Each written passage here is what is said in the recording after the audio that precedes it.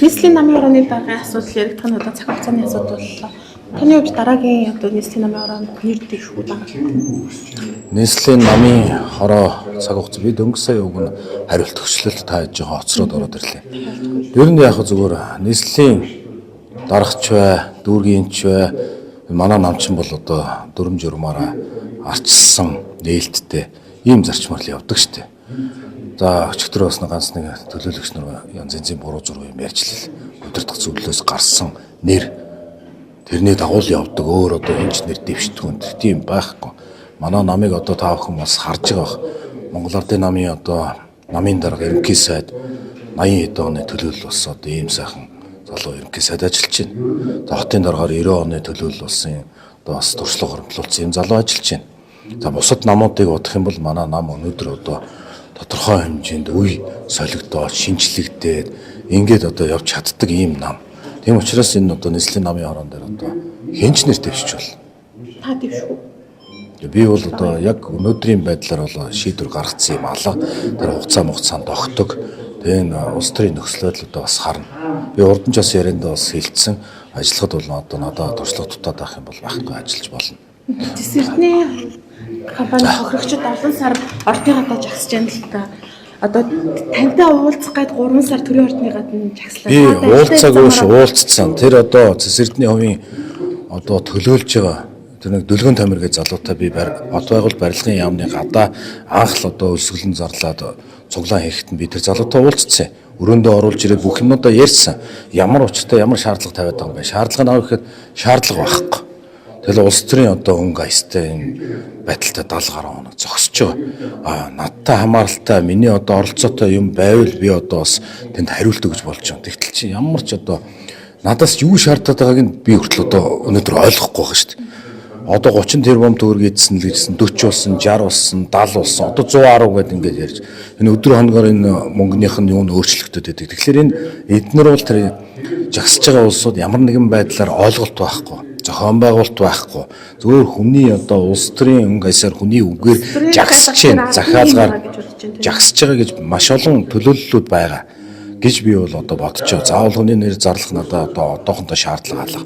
Тийм учраас энэ мөнгөн дүнгэж мэдэхгүй байгаа энэ олон хүнийг хөөрхий одоо бас жагсаж байгаа. Энэ хүмүүсийн буруу биш. Цаана одоо өдөөн турхирж байгаа, хатгаж байгаа, зохион байгуулалт хийж байгаа энэ улсууд хизээ нэгэн цагт одоо мэдэгдэн сүүлд бас уулзахгүй жагсагчдаас одоо зүхтааж байгаа дүр зураг харагдсан. Би дүүгээсээ бас мэдээлэл авсан.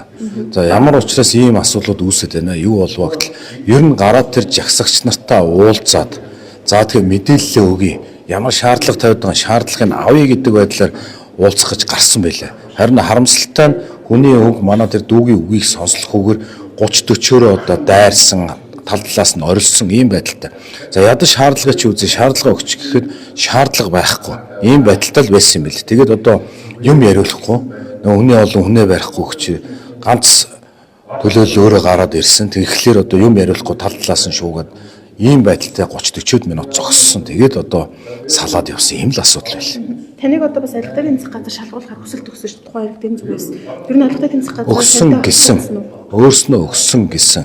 Яг өнөөдрийн байдлаар энэ асуудалтай холбоотой нам авилгалтай тэмцэх газраас дуудсан ийм асуудал бол байхгүй. Өгсөн л гэж яриад байгаа. Ямар асуудлаар одоо намайг авилгалтай тэмцэх газар өгснийг би одоо ч мэдэхгүй байгаа. Энэ улсууд ч одоо өгсөн өгөөгөө өөрснөө мэдэхгүй юм байдалтай л байж байгаа. Тэгвэл одоо зохион байгуулалтад таны нэр төрд халдаж ийн гэж шүү дээ. Та эргээд энэ хүмүүсийг хуулийн байгууллагад өгч нэр төрөө цэвэрлж авах уу? Одоо тийм оролдлого хийх үү? За би одоогоор бас хүлээн зөвшөөрж байна. Одоогоор би дуугүй байсан болгон хүлээн зөвшөөрсөн асуудал биш. Би яг зүгээр одоогоор нөхцөл байдлыг харж л байна. Хин хаана ямар одоо үйл ажиллагаа энэ улс төрийн зорилготой хатхан зохион байгуулалтаа хийж байгааг одоогийн байдлаар бол хараал байж тэр юмны учир цаг хугацаар болдох байх. Сэлбэт төвийн хувьд одоо бас өөрчлөлт захиалга аваад эргээд одоо Сэлбэт төв өнөөдрийн хувьд нийслэл Улаанбаатар хотын хот бонд босгож одоо зохион байгуулж байгаа ажил. За өнөөдрийн яг засгийн газрын хуралдаан дээр ерөнхий сайд нэг чиглэл өгсөн. Энэ ямар чиглэл вэ гэхээр Монгол улс нэгдмэл улс. Тийм учраас салбар бүр одоо дор бүрнээ эзэн байж ажиллах ёстой. За тэр утгаараа хот байгуул барилга орон сууцчлалтын яам зөвхөн нийслэлтгүйгээр 21 аймаг энэ 9 дүүрэг нийслэлд хэрэгжиж байгаа бүх одоо энэ барилгын барилгатай холбоотой, хот төлөвлөлттэй холбоотой, орон сууцчлалтай холбоотой асуудлуудыг засгийн газар дээр татаж одоо авч ажиллаж бүгдийг одоо судалж, дэмжиж мөн одоо хяналтаа тавьж ажиллах шаардлагатай гэж байгаа. Тэгээ би одоо эх 7 хоногт ерөнхий сайдтай ялангуяа энэ одоо нийслэлээр ажиллаж байгаа томоохон бүтээн байгуулалт манай Солонго 1 2 за тэгээд энэ селф дэд төвүүд дээр ажиллана гэсэн ийм одоо хуваар гаргачаад ажиллаж байна.